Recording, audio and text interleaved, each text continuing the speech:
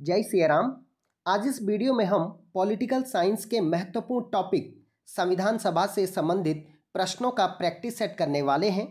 जो हमारे चैनल पर नए हैं उन्हें बता दें कि हमने अपने चैनल पर पॉलिटिकल साइंस की कक्षाओं को प्रारंभ किया है। अगर आपने मेरे पिछले वीडियो को नहीं देखा तो आपके लिए प्रैक्टिस सेट करना थोड़ा मुश्किल होगा, इसलिए आपसे गुजारिश है कि चैनल के प्लेलिस्ट पर जाकर पहले संविधान सभा से संबंधित वीडियो देख लें, फिर इस प्रैक्टिस सेट को हल करें। अगर आपने अभी तक मेरे चैनल को सब्सक्राइब नहीं किया तो ज़रूर करें और बेल आइकन को दबाना न भूलें, जिससे कि हमारे नए वीडियो का नोटिफिकेशन आपको आसानी से और सबसे पहले प्राप्त होगा। चलो शुरू करते हैं। पहला प्रश्न है कि 1922 में किसके द्वारा ये उद्गार व्यक्त किया गया कि भारतीय संविधान भारतीयों की इच्छा अनुसार होगा।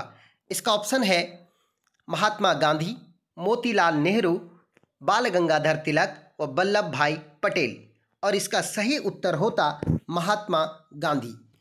अगला प्रश्न है भारतीय संविधान सभा किसके अनुसार गठित की गई। इसका ऑप्शन है साइमन आयोग द्वारा, क्रिप्स प्रस्ताव द्वारा, माउंटबेटन योजना द्वारा या कैबिनेट मिशन योजना द्वारा।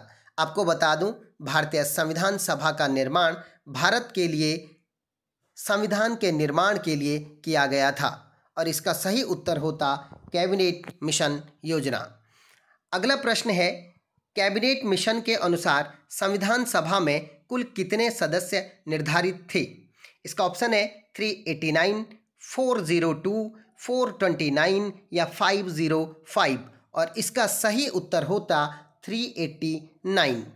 अगला प्रश्न है चौथा प्रश्न, संविधान सभा में ब्रिटिश प्रांतों से कांग्रेस के कितने प्रतिनिधि निर्वाचित होकर आए थे। आपको बता दूं, भारत के विभिन्न प्रांतों से संविधान सभा में सदस्य निर्वाचित होकर आए थे, जिसमें सबसे बड़ी पार्टी बनकर जो है वो कांग्रेस उभरी थी और उसको 296 सीटों में से, जो ब्रिटिश प्रांत में 296 सीटें थी, उनमें से उसे 208 सीटें प्राप्त हुई थी, यानी टोटल सीटें उसे प्राप्त हुई 208। इसका सही उत्तर होता 208। जबकि सेकंड नंबर की पार्टी मुस्लिम लीग रही और उसे 73 सीटें प्राप्त हुई थी। अगला प्रश्न है पांचवा प्रश्न है संविधान सभा में किस प्रांत का सबसे अधिक प्रतिनिधित्व था। इसका मतलब ये हुआ कि संविधान सभा में किस प्रांत यानी किस स्टेट से सबसे अधिक प्रतिनिधि थे। ऑप्शन है बंगाल, चेन्नई, मुंबई और संयुक्त प्रांत। इसका सही उत्तर होता संयुक्त प्रांत। आपको बता दूं, संयुक्त प्रांत में आज का यूपी प्लस आज का उत्तराखंड आता है, आज का उत्तराखंड आता है, इस वजह से इसका सही उत्तर होता संयुक्त प्रांत। अगला क्वेश्चन है संविधान सभा में किस प्रांत के प्रतिनिधियों ने भाग नहीं लिया। ध्यान से सुने जरा कि संविधान सभा में किस प्रांत के प्रतिनिधियों ने भाग नहीं लिया। ऑप्शन है जूनागढ़, कश्मीर, हैदराबाद या तीनों, और इसका सही उत्तर होता हैदराबाद। आपको बता दूं, जब भारत स्वतंत्र हो रहा था तो भारत में कुल 552 रियासतें थी। उन रियासतों में जूनागढ़, हैदराबाद और कश्मीर, इन तीनों ने भारत में शामिल होने से मना कर दिया था, जबकि संविधान सभा में केवल हैदराबाद ने शामिल होने से मना किया था। इसलिए ये प्रश्न आपको थोड़ा कंफ्यूज कर सकता है, इसलिए सही उत्तर होता हैदराबाद। अगला प्रश्न है सातवां प्रश्न, BR अम्बेडकर का संविधान सभा में निर्वाचन कहाँ से हुआ था।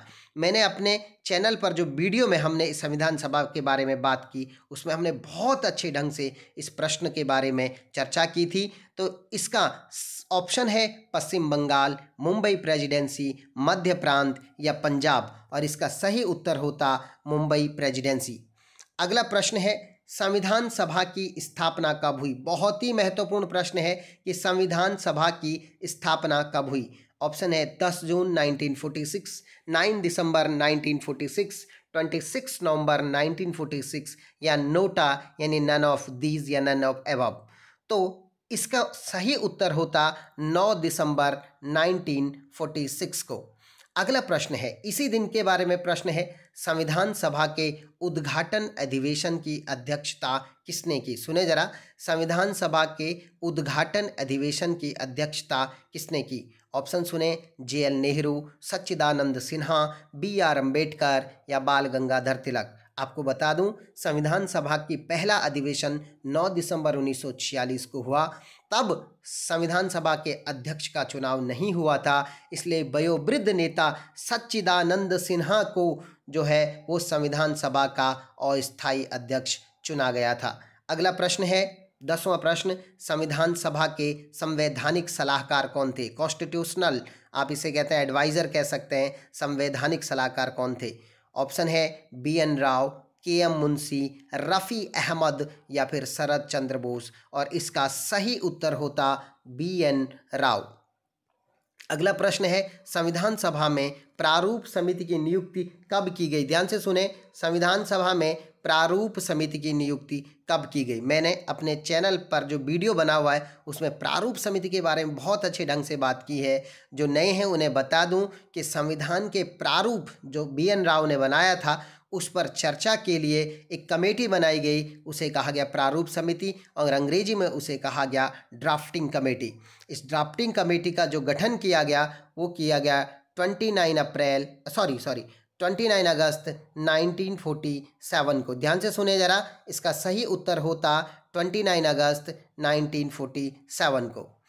अगला प्रश्न है, प्रारूप समिति में कुल कितने सदस्य थे? यानी how many member in drafting committee? Option है 5, 7, 9, 11।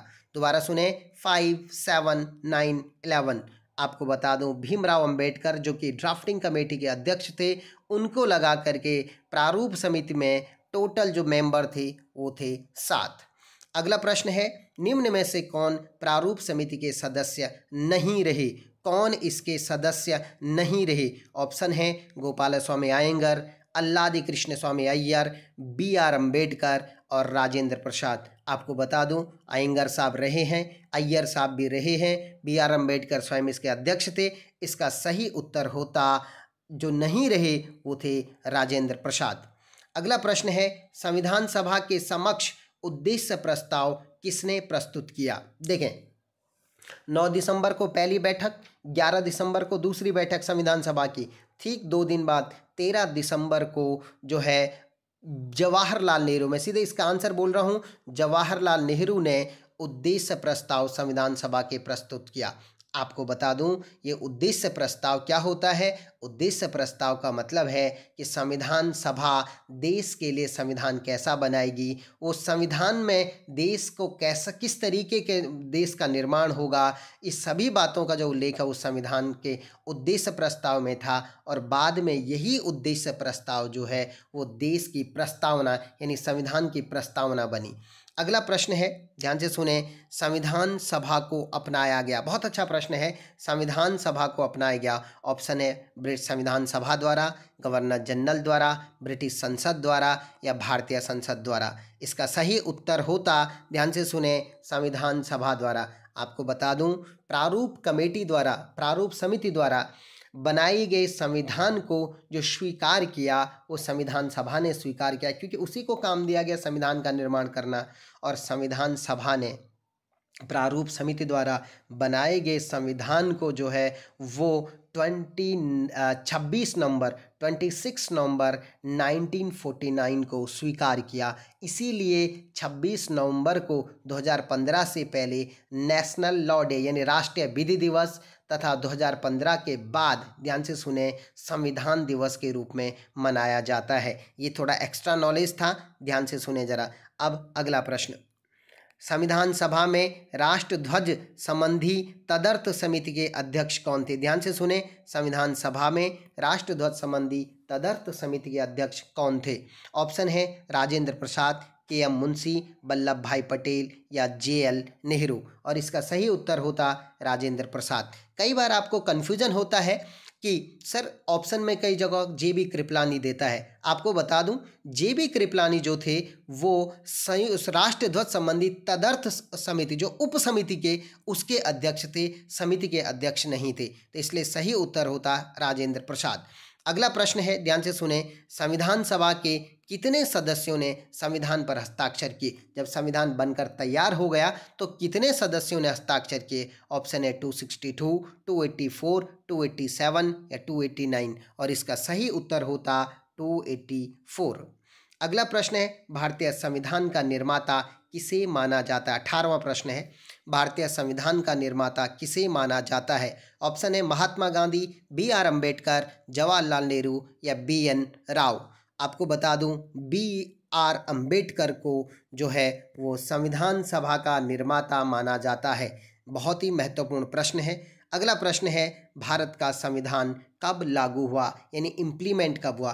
कब से देश का जो प्रशासन है वो संविधान के अनुसार चलने लगा? और इसका ऑप्शन है 26 नवंबर 1949, 26 जनवरी 1952, 15 अगस्त 1948 या 26 जैन 1950 और इसका सही उत्तर होता 26 जनवरी 1950। इसलिए 26 जनवरी को हमारे देश में गणतंत्र दिवस के रूप में मनाया जाता है। अगला प्रश्न है, भारतीय संविधान सभा में कुल कितनी महिला सदस्य थी? ऑप्शन है 10, 12, 13 या 15 और आपको बता दूं संविधान सभा में कुल 15 महिला सदस्य थी। ये 20 प्रश्नों का जो संकलन था वो बहुत ही महत्वपूर्ण प्रश्नों का संकलन था, जो कि पेपर की दृष्टि से भी, एग्जाम की दृष्टि से भी बहुत ही महत्वपूर्ण साबित होंगे। आपको आज का वीडियो कैसा लगा हमें कमेंट सेक्शन में ज़रूर बताएं। धन्यवाद।